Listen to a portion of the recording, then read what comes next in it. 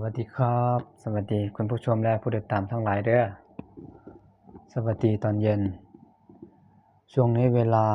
17:05 นาทีวันจันทร์วันที่3เดือนพฤศจิกายนนะครับคลิปวิดีโอนี้ผมจะมาเล่าเรื่องงานเหมือนเดิมนะฮะ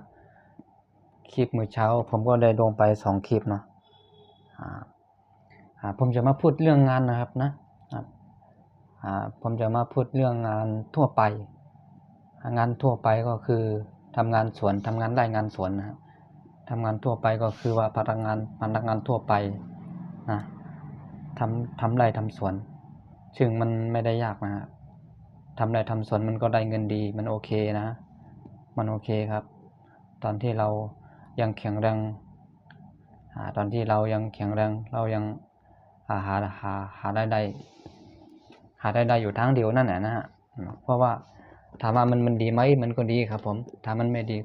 คนจะทำมาถึงขนาดนี้คนไม่ได้ทำมาถึงขนาดนี้นะฮะ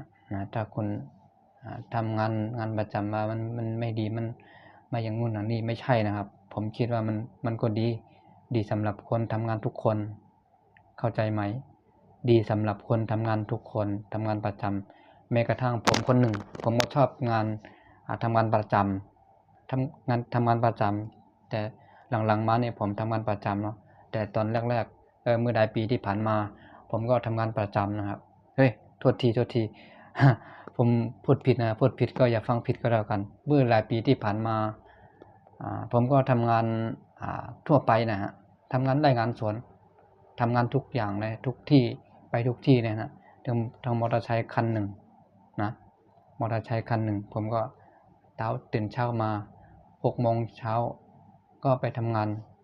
ไปกับเพื่อนหลายคนบางทีอาจจะไปเป็น4 คน5 คนอย่างเงี้ยแล้วก็นั่งรถไปนั่งซ้อน2ไปนะพอเราได้เงินมาตอนนั้นเราได้ทำงานอยู่วันละ500 บาทวันละ400 กว่าบาทสูงสุดก็500นี่เรามาหักค่าน้ำมันค่ากินค่านู่นค่านี้แล้วก็เหลือเงินอยู่300 กว่าบาทประมาณ400เหลือเงินอยู่400 กว่าบาทนะน้ำมันรถเราก็ต้องใช้ใช่ไหมถ้าไม่มีรถเราก็ไปทำงานไม่ได้ถูกไหมครับทุกคนถ้าเราไม่มีรถมอเตอร์ไซค์ถ้าเราไปทำงานอย่างนั้นทำงานอะไรก็แล้วแต่งานประจำก็ดีงานคือมันทำงานคนเราทำงานนะถ้าเราไม่มีรถมอเตอร์ไซค์เราไปทำงานที่ไหนก็ไม่ได้คนเรามันก็หาชีวิตคนรับจ้างนะฮะชีวิตคนรับจ้างทั่วไปก็เป็นอย่างนั้นแหละก็ดีนะครับผมก็ทำงานได้ดีเหมือนกันนั่นแหละทำงานทั่วไปมันก็ได้เงินเดียวนะได้เงินเดียวนี่ครับแค่นี้